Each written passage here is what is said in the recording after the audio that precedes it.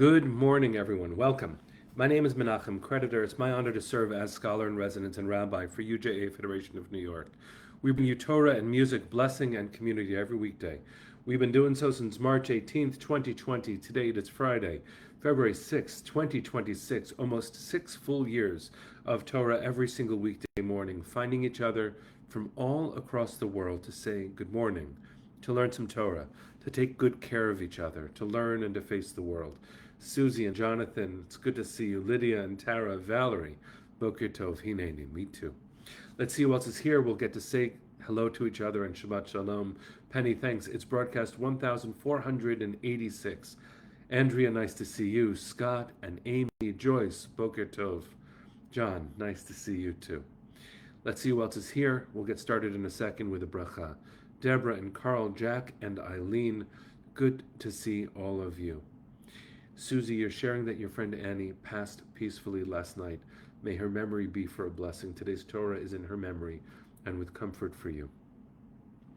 Peter, good to see you. Rosa and Barbara, Debbie and Linda, Boker Tov. Hi, Dave. Nice to see you too. Anybody that I missed, I'm sorry. I hope I did not. Jack, nice to see you too. Hi, Michelle. Let's take a breath, sing a bracha, learn some Torah. Here we go.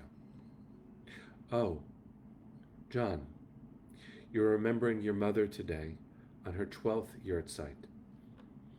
Having been her friend and being yours, may her memory be for blessing. Today's Torah is also in memory of your mother.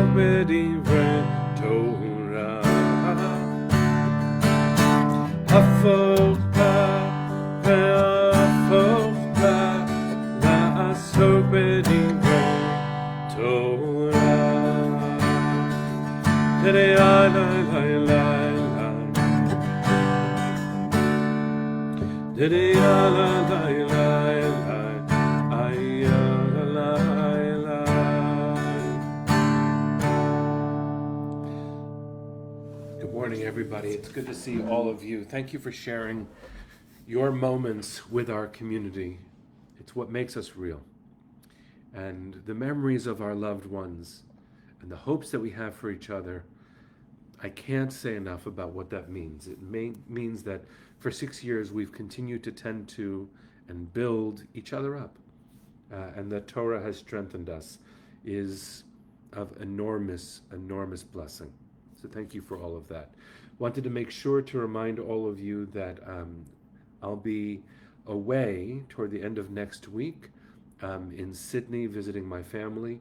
And so where possible, I'll be broadcasting. And once I know the timing, I'll announce it probably next week on the broadcast so that we know when to anticipate seeing each other. Because of the extended travel involved in going to Sydney, I will likely miss a few days because it's just how it is. So thank you, friends, for being that community too. That for the first time in 6 years, I'll miss a broadcast or two. And then we'll see each other again, thank God. Today's Torah is based in some ways, and certainly deeply inspired by, the teaching of Rabbi Avital Hochstein at Machon Hadar. Hadar is a wonderful place of intense Jewish learning, and I hope that you will. I hope that you will explore Rabbi Hochstein's teaching. She is a phenomenal wisdom teacher and writer. And in this week's comment that she offers on Parshat Yitro, the Torah portion that we read this week, she points out an interesting curiosity in the biblical text. Commentators have noted this, but Rabbi Hochstein brings us to a place of beautiful meaning making. So the portion is named Yitro, and Yitro himself is Moses' father-in-law, and we are reintroduced to him, as it seems Moses is too, at the beginning of this week's Parsha.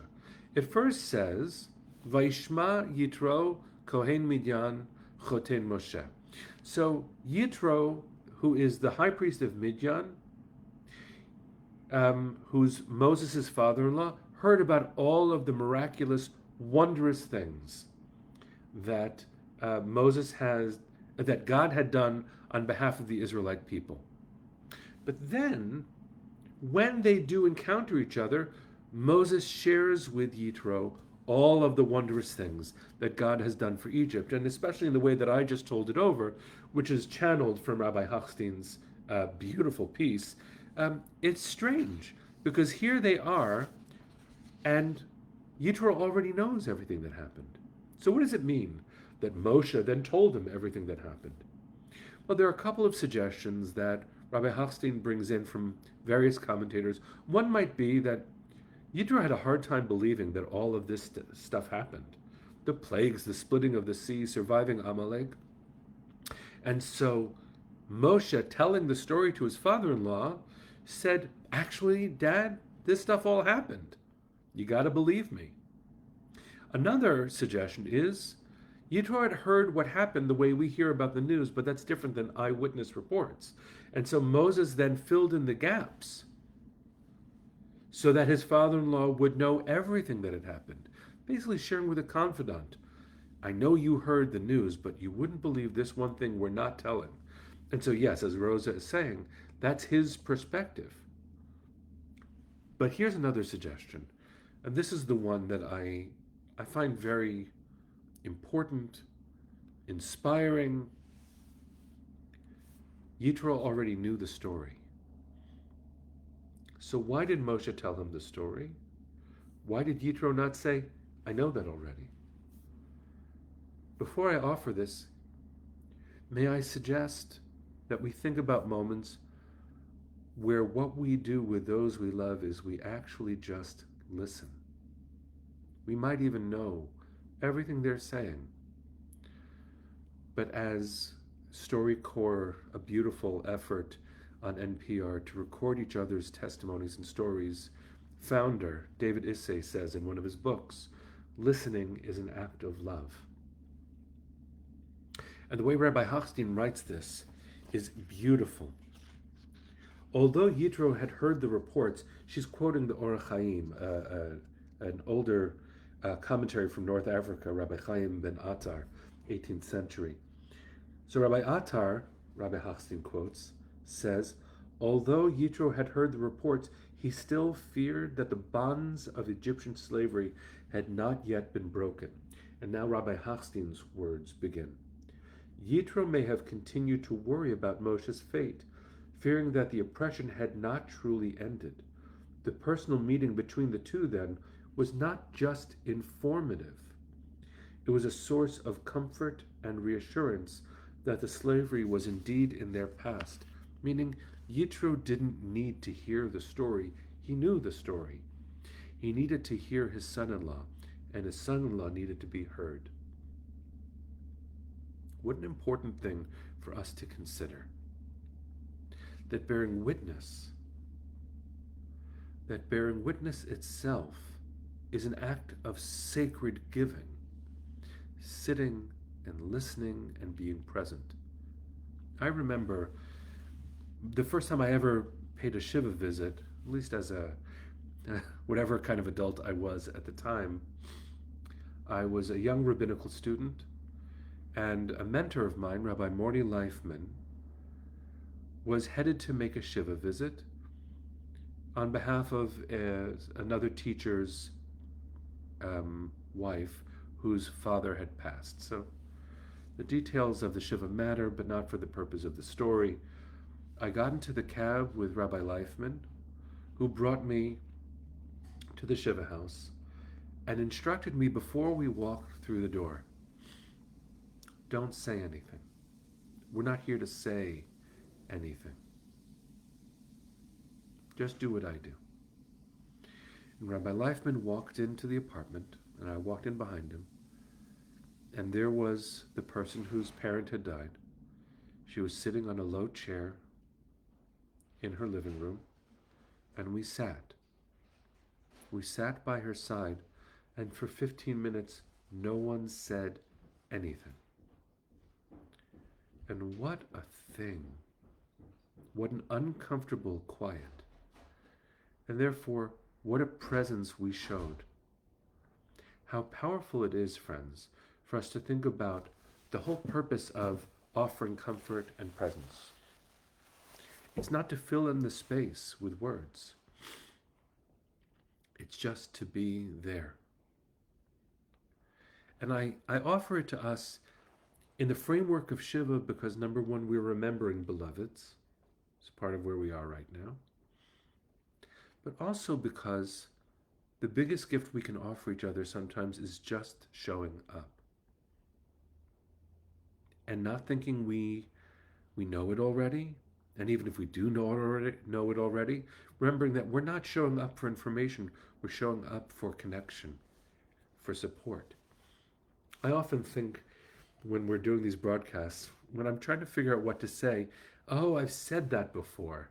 That's not what we need in this moment. And then I think to myself, we're not showing up for new information. We're showing up because we love each other. Because community shows up.